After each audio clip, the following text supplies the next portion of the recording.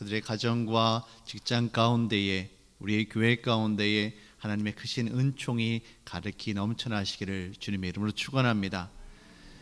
벌써 이제 7번째입니다. 팔복 7번째인데요. 여러분들과 함께 오늘은 화해의 아이라는 제목으로 함께 말씀의 은혜 나누도록 하겠습니다. 이 말씀을 나눌 때에 우리 주 예수 그리스도의 평화가 저와 여러분들 가운데 가득히 임하시기를 바라겠습니다. 오늘 본문 말씀을 보시면 화평하게 하는 사람은 복이 있습니다. 왜냐하면 그들이 하나님의 아들이라 일컬음을 받기 때문입니다 라고 말씀하고 있습니다.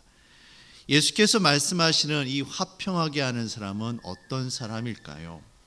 화평은 어떤 이유가 되었든지 그 이유로 알 수 없는 어떤 이유로 원래 하나였던 사람들이 둘이나 셋 그 이상으로 나누어져서 서로 갈등하고 싫어하고 원수와 같이 되어버린 이 깨어진 관계를 다시 원래대로 화목하고 평화로운 상태로 돌이키는 것을 바로 화평이다라고 이야기합니다.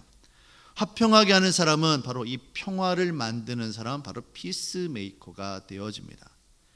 사랑하는 성도님들, 저와 여러분들은 하나님께서 이 땅에 평화의 사도로 보내신 줄로 믿으시길 바랍니다. 우리 이 땅에서 하나님의 평화를 누릴 뿐만 아니라 하나님의 평화가 우리가 섬기는 가정과 직장 가운데, 우리 사회와 교회 가운데 임할 수 있도록 우리가 애쓰고 수고하고 기도해야 할 줄로 믿습니다. 근데 문제는 세상이 말하는 평화와 예수님께서 말씀하시는 이 평화가 결코 같지가 않다는 겁니다. 세상이 말하는 평화는 말하는 사람의 입장과 관점에 따라서 너무나도 그 의미가 다를 수가 있습니다. 예를 들어서 지금 우크라이나와 러시아가 전쟁을 하고 있습니다. 이 우크라이나 사람들 입장에서 바라보면 러시아는 침략자입니다. 하지만 러시아 사람들의 입장에서는 어떨까요? 매년마다 세계 평화를 위해서 애쓰고 수고한 사람들에게 노벨 평화상이 주어집니다. 그런데 이 노벨 평화상의 역사를 좀 살펴보면 의외의 인물들이 거론이 되어집니다.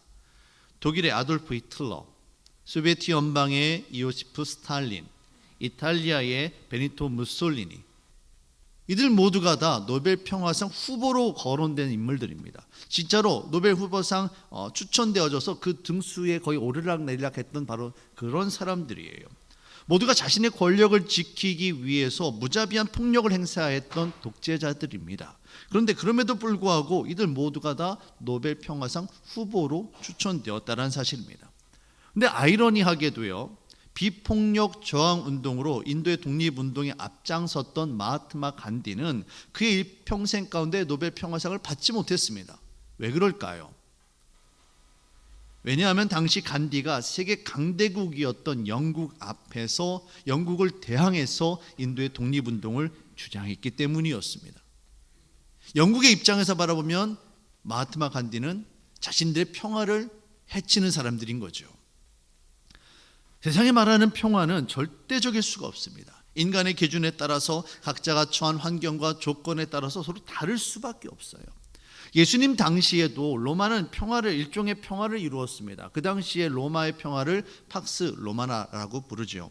하지만 로마가 평화를 이룰 수 있었던 것은 그들이 가지고 있었던 강력한 군사력과 무기 때문이었습니다. 그 군사력과 무기로 정말 시민들과 노예들을 칼로 위협하고 협박하고 그렇게 해서 이룬 그들만의 평화였습니다. 이것은 진정한 평화, 화평이라 말할 수는 없는 것입니다. 전쟁과 소요가 없다고 해서 그것이 진정한 평화라고 누가 말할 수 있겠습니까? 우리가 원하는 평화는, 성경에서 말하는 평화는 정말 어린아이와 사자가 함께 뛰어노는 정말 에덴 동산에서 하나님께서 창조하셨던 그 모두가 하나가 되어지고 모두가 풍요를 누리고 모두가 만족할 수 있는 그런 평화를 우리는 기도하고 간구하는 것입니다. 우리는 과연 어떻게 우리가 섬기고 있는 우리의 가정과 직장과 사회와 교회 가운데에 이와 같은 놀라운 하나님의 평화가 임할 수 있게 할 것인가? 이것이 바로 우리의 기도 제목인 것입니다. 예수님께서 말씀하시는 이 평화, 화평케 하는 사람은 과연 어떠한 사람일까? 오늘 말씀을 통해서 함께 살펴보도록 하겠습니다. 먼저 우리는 이 성경에서 말하는 평화가 무엇인지 알아야만 하겠습니다. 예수님께서 화목해 하는 사람, 평안을 가져온 사람 복이 있다라고 말씀을 하시는 것은 이미 우리의 삶이 이 화평과는 거리가 먼 삶이라는 것을 이야기합니다. 화평케 해야 된다는 이야기는 이미 우리의 관계가 깨어졌다는 이야기예요. 우리의 삶이 이미 전쟁과 시기와 다툼이 연속인 것이 바로 우리 인간의 삶이라는 겁니다. 왜 이처럼 우리의 인간의 삶이 평화롭지 못한 것일까요? 성경은 단적으로 그것이 무엇 때문이다라고 이야기하냐면 바로 인간의 죄 때문이다라고 이야기를 합니다. 우리의 삶 가운데 찾아오는 모든 갈등과 다툼의 원인이 무엇입니까? 바로 인간의 욕심입니다. 내가 더 많이 갖고 내가 더 높아지고 내 힘을 더 과시하고 싶어하는 우리 인간의 욕심이 죄를 낳고 이 죄로 인해서 하나님과 인간과의 관계가 깨어졌고 인간과 인간 사이에서도 갈등과 시기와 번목과 그리고 다툼이 일어나게 되어지는 겁니다. 바로 이 죄 때문에 우리가 평화롭지 못하게 되어지는 것이죠. 야고보서 4장 1절은 이에 대해서 이렇게 이야기합니다. 너희 중에 싸움이 어디로 다툼이 어디로부터 나느냐? 너희 지체 중에서 싸우는 무엇 때문이다라고 이야기합니까? 정욕으로부터 나는 것이 아니냐라고 이야기합니다. 정욕, 바로 인간의 욕심입니다. 이 인간의 욕심 때문에 죄가 나오고 죄로 인해서 하나님의 평화를 우리가 누릴 수 없게 되어지는 것입니다. 인간은 스스로 죄를 짓지만 그 죄의 문제를 해결할 방법이 없습니다. 죄의 문제를 해결해야만 하나님의 평화를 누릴 수 있는데 이 방법이 없는 거예요. 그래서 오직 한 분이신 예수 그리스도께서 우리 가운데 찾아오셨고 예수님의 평안을 우리에게 부어주신 겁니다. 우리가 진정할 평화를 누리기 위해서는 바로 예수님의 십자가 앞에 나아가야만 합니다. 예수님의 십자가로부터 진정한 평화가 우리에게 찾아오게 되어짐을 여러분 믿으시길 바랍니다. 우리 인간의 죄 문제를 해결해 주시는 예수님의 십자가, 그 십자가 죽음 앞에 우리가 나아갈 때 거기로부터 참된 평화가 우리에게 임하게 되어지는 것입니다. 우리가 누리게 되는 이 평화는 오직 예수 그리스도를 통해서만 이루어지게 됩니다. 이사야서 9장 6절 말씀입니다. 이는 한 아기가 우리에게 낳고 한 아들을 우리에게 주신 바 되었는데 그의 어깨에는 정사를 메었고 그의 이름은 기묘자라 모사라 전능하신 하나님이라 영존하시는 아버지라. 그리고 무엇이라고 이야기합니까? 평강의 왕이라 할 것입니다. 이사야가 이 땅 가운데 오실 메시아에 대해서 예수님에 대해서 설명을 하면서 여러 가지를 이야기합니다. 그러면서 하시는 이야기가 예수님께서 우리에게 평강의 왕으로 평화의 주님으로 오신다라고 말씀을 하십니다. 그런데 이와 같은 평화가 우리에게 어떻게 이루어지느냐? 계속해서 이사야서 9장 7절 말씀입니다. 그 정사와 평강의 더함이 무궁하며 또 다윗의 왕자와 그의 나라에 군림하여 그 나라를 굳게 세우고 지금 이후로 영원히 정의와 공의로 그것을 보존하실 것이라. 이 모든 것들을 무엇을 통해 이룬다고 말씀하십니까? 만군의 여호와의 열심히 이를 이루시리라. 아멘. 하나님께서 하나님의 열심으로 하나님의 능력으로 우리 가운데 이와 같은 평화를 이루겠다라고 말씀해 주시는 겁니다. 우리 인간의 열심으로 인간의 노력으로 결코 이루어지는 것이 아닙니다. 바로 하나님의 열심으로 하나님의 능력으로 우리 가운데 평화가 임하게 되어지는 것입니다. 여러분, 이 하나님의 평화를 뜻하는 히브리어 샬롬이 있습니다.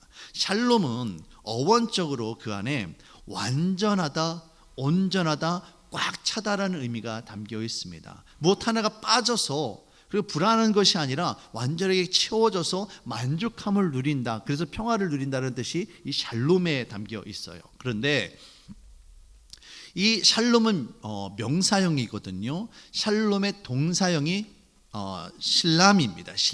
실람이라는 동사인데 이것은 어떤 의미가 있느냐면 물건값을 지불하다, 빚을 갚다라는 의미가 여기에 담겨 있습니다. 내가 상대방에게 어떤 피해를 줬어요.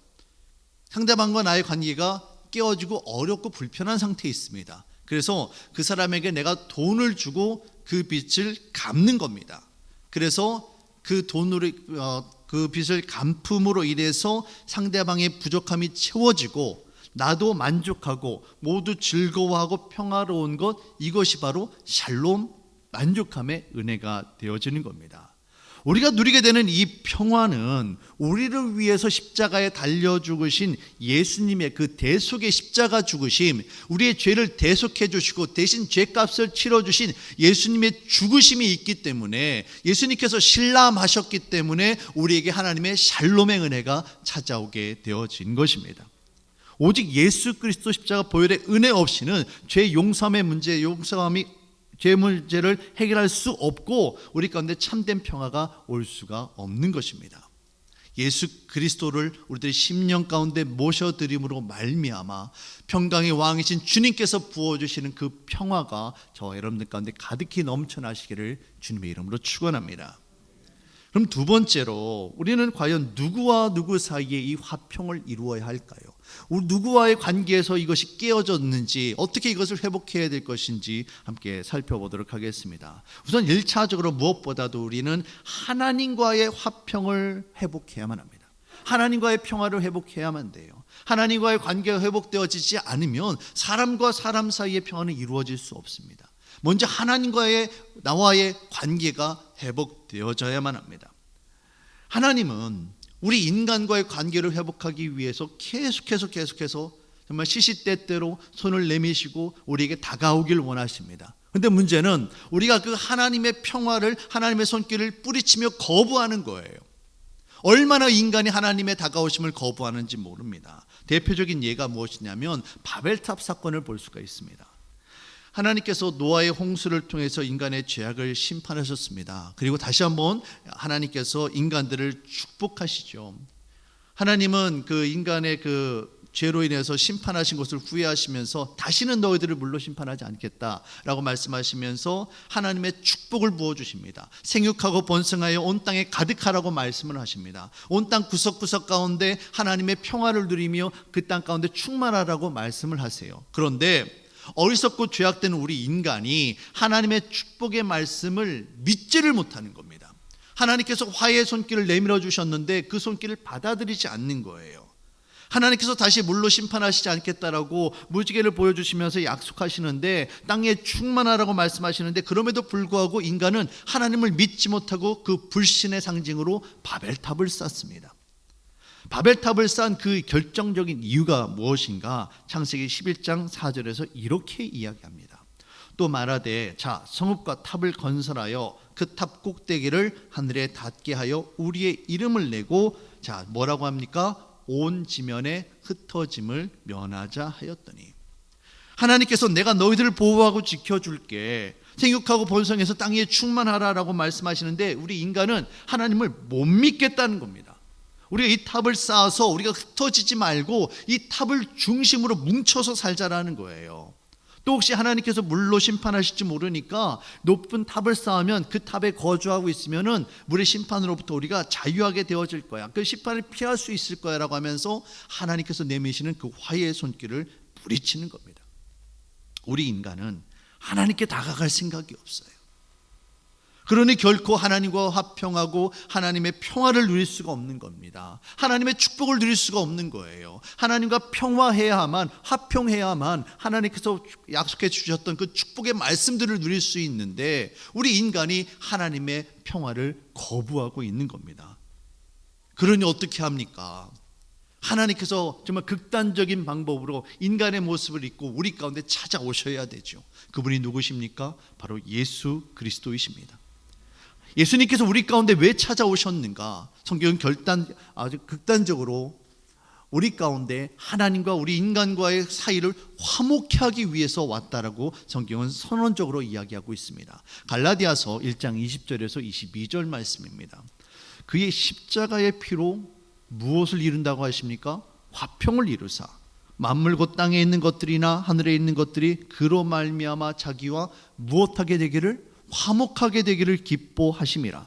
전에 악한 행실로 멀리 떠나 마음으로 원수가 되었던 너희를 이제는 그의 육체의 죽음으로 말미암아 무엇하게 하사?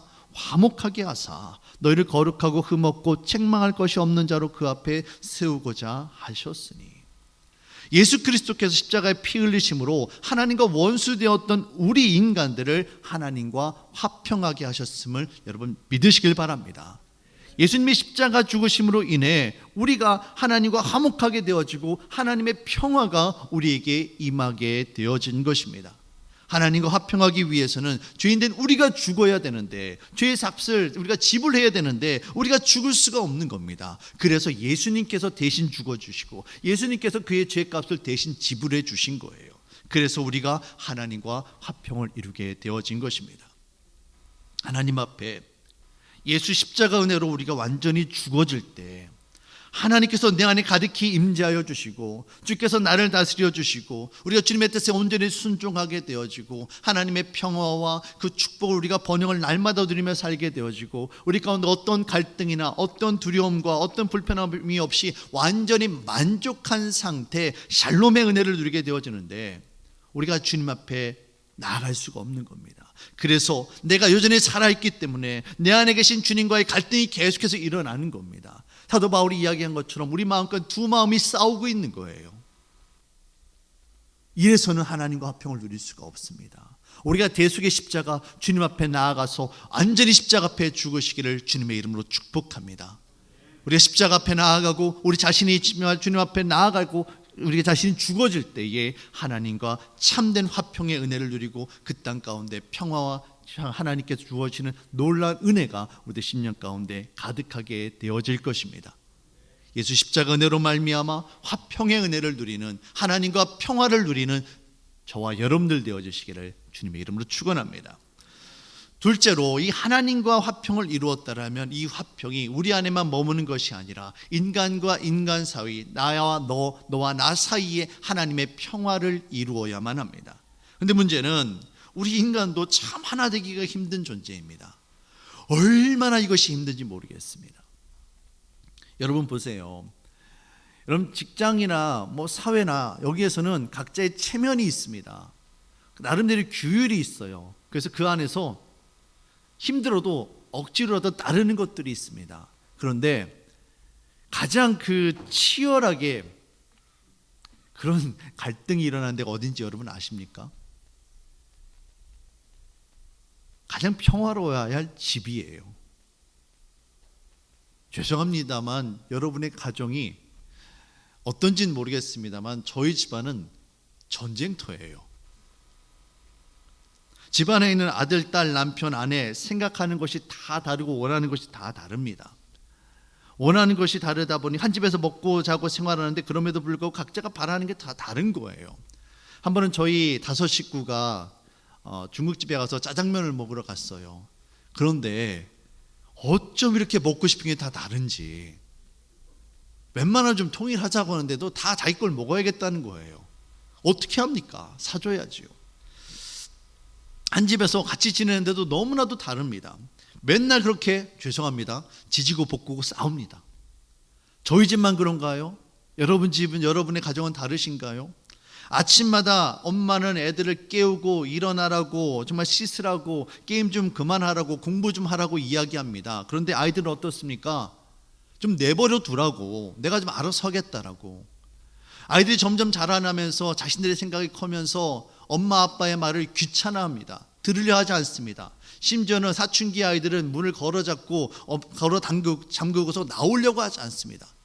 엄마 아빠와 전쟁을 하고 있는 거예요.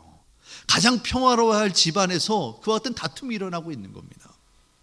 인간의 삶은 계속된 이런 갈등과 다툼의 연속입니다. 우리는 그럼에도 불구하고 우리 안에 이와 하나님의 평화를 이루어야만 합니다.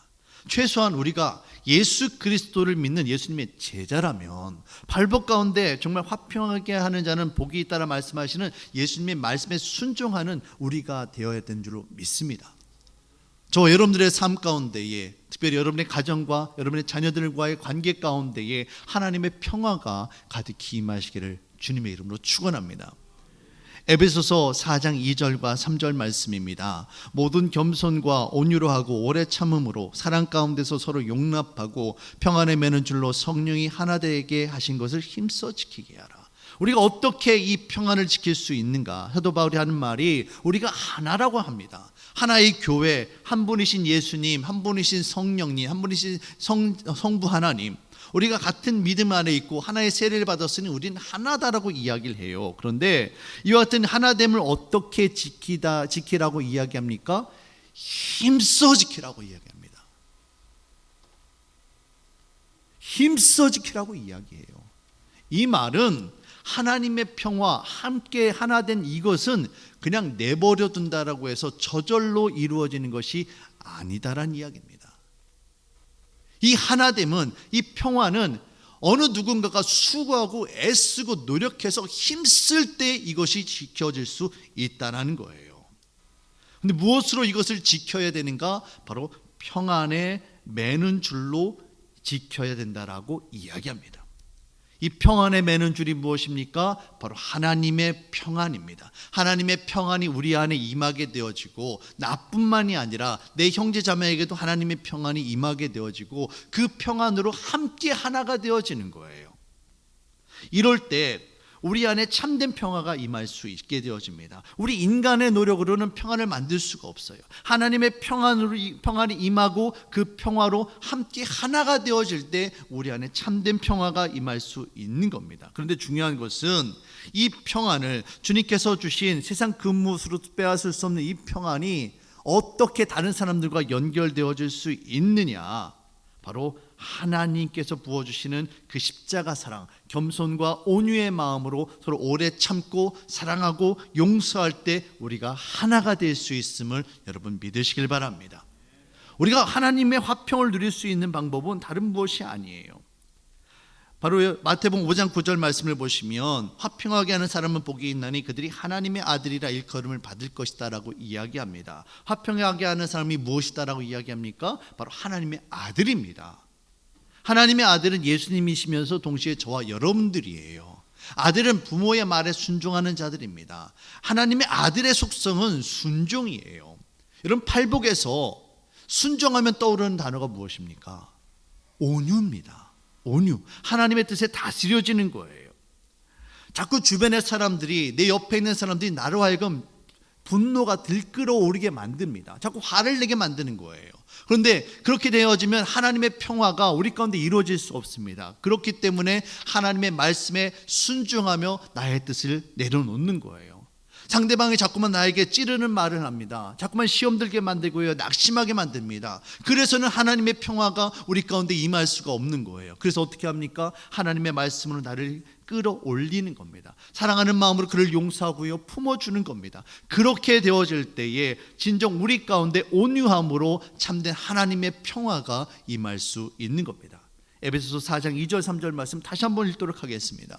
모든 겸손과 온유로 하고 오래 참음으로 사랑 가운데 서로 용납하고 평안에 매는 줄로 성령이 하나 되게 하신 것을 힘써 지키게 하라. 평안에 매는 줄로 성령이 하나 되게 하신 것을 힘써 지키라 할 때 그 앞에 무엇이 있습니까? 바로 모든 겸손과 온유로 하고 오래 참음으로 사랑 가운데 서로 용납하고. 모든 겸손은 무엇입니까? 내가 가난한 심령, 애통하는 심령입니다. 내 힘으로 감당할 수 없다라는 거예요. 그러니 하나님을 의지하는 겁니다. 온유가 무엇입니까? 하나님의 말씀 앞에 순종하는 겁니다. 하나님의 말씀의 그 뜻 안에 내 힘으로 감당할 수 없지만 하나님의 뜻에 순종하며 나아갈 때에 우리 안에 참된 평화가 임하게 되어주는 줄로 믿으시길 바랍니다. 사랑하는 성도 여러분, 가난하고 애통하는 심령으로 온유한 마음이 되어져서 여러분의 부모와 자녀들, 우리 형제 자매들을 함께 품을 수 있는 저와 여러분들이 되어주시기를 주님의 이름으로 축원합니다. 그러기 위해서는 내가 오래 참아야만 합니다. 그러기 위해서는 내가 먼저 용서해야만 합니다. 그러기 위해서는 내가 먼저 순종해야만 합니다.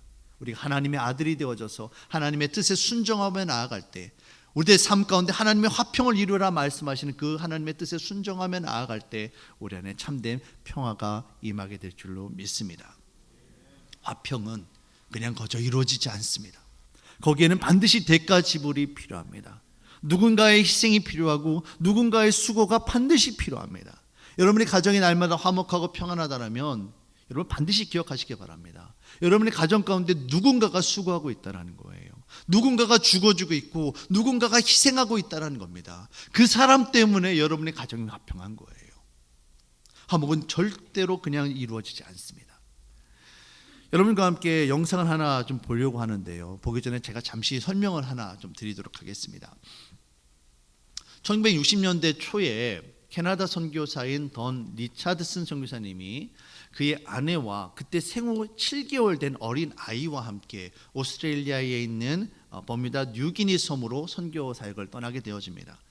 뉴기니 섬 부족들은 당시 20세기 문명과는 완전히 동떨어진 그런 원시적인 삶을 살고 있었습니다. 그때 1960년대 그때에도 여전히 식인 문화가 남아있을 정도였습니다. 서로 부족 간의 전쟁을 하게 되어지면 상대방의 그 시신을 잡아먹는 그런 정말 참혹한 환경 가운데 있었던 사람들이 바로 이 뉴기니 섬 사람들이었습니다. 그곳에 이 선교사님 부부가 들어가서 좀 하나님의 부르심 앞에 순종하는 마음으로 예수님의 십자가 복음을 증거합니다. 리차드슨 선교사님은 교사로 그들에게 글자를 가르쳐주고, 우리 캐롤 선교사님, 아내 선교사님은 그들에게 의료 봉사로 정말 사랑과 정성으로 그들을 애쓰고 섬겨줍니다.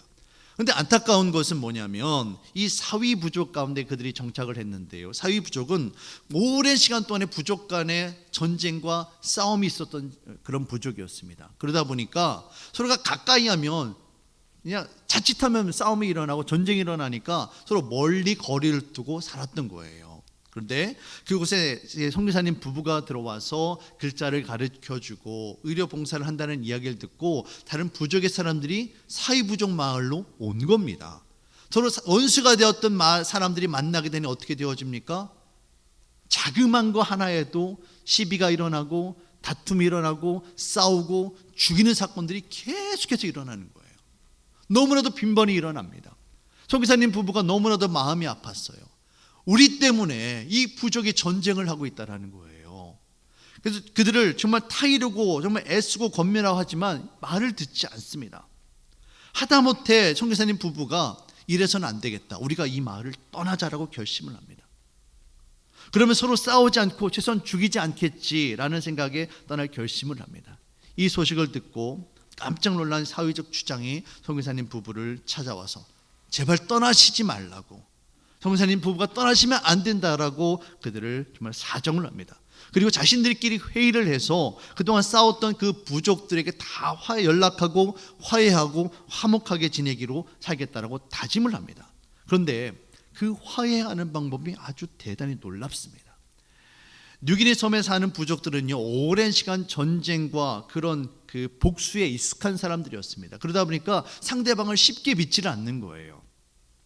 상대방을 속이고 속는 일이 너무나 당연한 일이었습니다. 그렇기 때문에 진정 서로 화해하고 용서하기 위해서는 엄청난 대가 지불이 필요했습니다. 그것이 뭐냐면 바로 그 불악의 지도자 추장의 막내 아들을 상대 추장에게 내어주는 겁니다. 그럼 상대 추장은 그 아들을 받아들여서 자신의 아들로 키우는 거예요. 내 막내 아들을, 정말 내가 가장 사랑하고 소중히 여기는 그 막내 아들을 내어준다라면 그때서야 서로 믿고 살 수 있다는 겁니다. 이 아이를 평화를 가져오는 아이, 화해를 가져오는 아이라고 해서 화해 아이, 피스 차일드라고 부릅니다.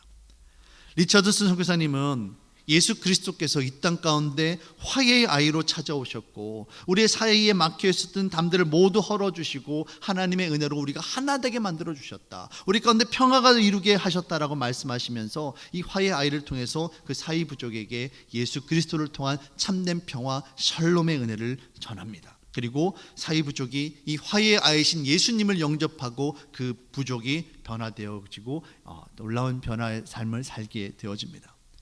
시간이 흘렀습니다. 이제 50년의 시간이 흐른 거예요. 리차드슨 선교사님이 그 사위 부족을 다시 찾아갑니다. 리차드슨 선교사님과 그때 생후 7개월이었던 자신의 아들과 그리고 그 아들의 아들 또 손자를 데리고 그 50년이 지난 그 사위 부족의 마을들을 찾아가는 거예요. 그래서 그들이 어떻게 변화된 삶을 살고 있는지, 예전의 모습으로 돌아가서 여전히 싸우고 정말 그 원수된 삶을 살고 있는지, 아니면 다른 변화된 모습으로 살아가고 있는지, 그것을 기록해서 다큐멘터리 영상을 만든 게 있습니다. 여러분 나중에 우리 교회 홈페이지에 들어오시면 자유 게시판에 제가 이 영상을 올려놓았습니다.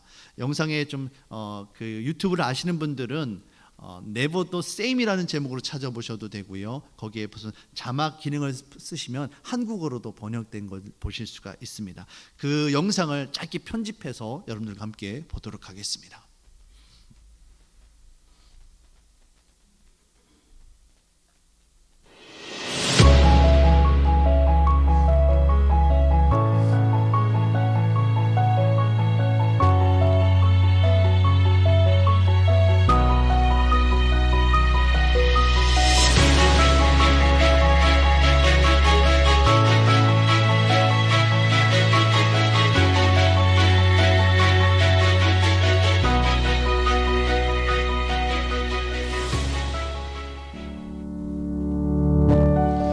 이제 50년이 지난 후의 모습입니다. 당시 리차스 선교사님이 방문하여서 그들에게 세례를 주는데 이날 25명이 사역 중에서 세례를 받았다고, 침례를 받았다고.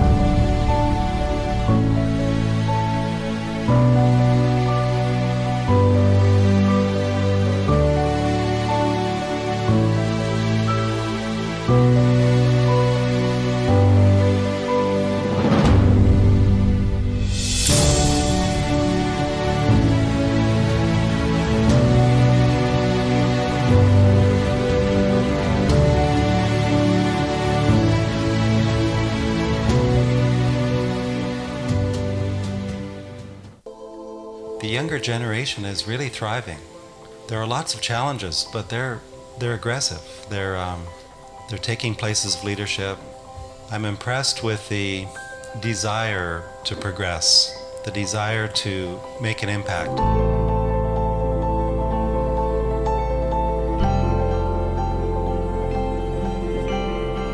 I'm encouraged that these tribes that used to be mortal enemies are so close to each other now. They see themselves almost as one.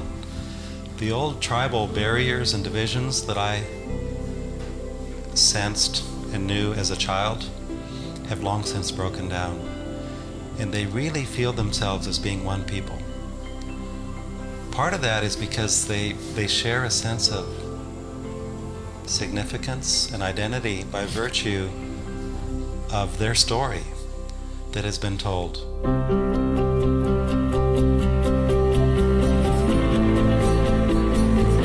이전에는 그렇게 서로가 죽이고 싸우던 민족들이었습니다. 그런데 그들이 예수 그리스도의 십자가 은혜로 말미암아 정말 화해의 아이신 예수님을 통해서 그들의 평화가 임하게 되어졌고, 다른 무엇보다도 가장 소중한 중요한 그리스도의 화평을 함께 나누고 있는 것입니다. 사랑하는 성도 여러분, 화평하게 하는 사람은 예수 그리스도의 그 십자가 사랑으로 하나님과 사람 사이로, 그리고 사람과 사람 사이로 들어가서 그들의 깨어진 관계 속으로 들어가서 나 자신이 먼저 죽어지고 내 자신이 먼저 희생하고 용서함으로 그들을 품어줌으로 말미암아 하나님의 평화를 만드는 사람입니다. 그 화해의 아이가 들어가게 되어질 때 그들의 사회와 그들의 조직이, 우리의 교회와 우리의 가정이 놀랍도록 변화가 되어질 것입니다. 하나님의 평화를 이루기 위해서는 내가 먼저 내게 있어서 소중한 것을 내려놓아야만 합니다. 내 생명과도 같은 아들을 내려놓는데 내 자존심, 내 욕심 무슨 소용이 있겠습니까? 하나님이 그렇게 우리에게 화해의 아이로 예수 그리스도를 보내주셨고 우리 가운데 정말 화해의 손길을 내밀어 주시는데 우리가 그 손길을 받아들여야 되지 않겠습니까? 사랑하는 성도 여러분, 하나님과 화평을 누리시기를 주님의 이름으로 축원합니다. 그리고 그 화평으로 인해 평안에 매는 줄로 우리 형제 자매 가운데 서로 용서하고 서로 용납하고 사랑으로 보듬어주는 그런 화평의 은혜를 날마다 누리며 살아가는 저와 여러분들이 되어주시기를 주님의 이름으로 축원합니다. 우리가 화평의 사람이 되어질 때에 여러분이 섬기는 가정과 직장과 사회와 우리 교회가 놀라운 주님의 샬롬의 은혜로 가득히 충만하게 되어질 것입니다. 이를 위해서 더욱더 기도하고 더욱더 수고하고 더욱더 애쓰고 무엇보다도 힘써 지켜나가는 저 여러분들이 되어주시기를 주님의 이름으로 축원합니다.